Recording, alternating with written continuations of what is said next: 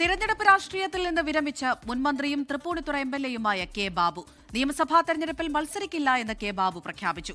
കോൺഗ്രസ് നേതൃത്വത്തെ തീരുമാനം അറിയിച്ചെന്നും കെ ബാബു പറഞ്ഞു.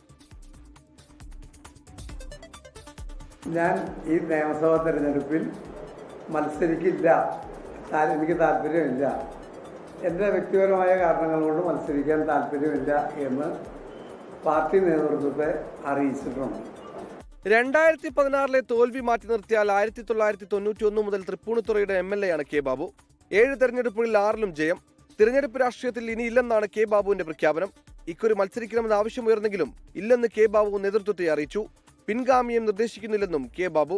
പിൻഗാമിയെ നിർദ്ദേശിക്കുന്ന ഒരു സമീപനം അല്ലെങ്കിൽ ഒരു രീതി കോൺഗ്രസിന്റെ ഒരു പാർട്ടിയിലുണ്ടെന്നിരിക്കുകയാണ്. പാർട്ടി നേതൃത്വം എല്ലാവരുമായിട്ട് ചർച്ച ചെയ്ത് ഏറ്റവും ഉചിതമായ ഒരു തീരുമാനം എടുക്കുമെന്നാണ് എന്റെ വിശ്വാസം.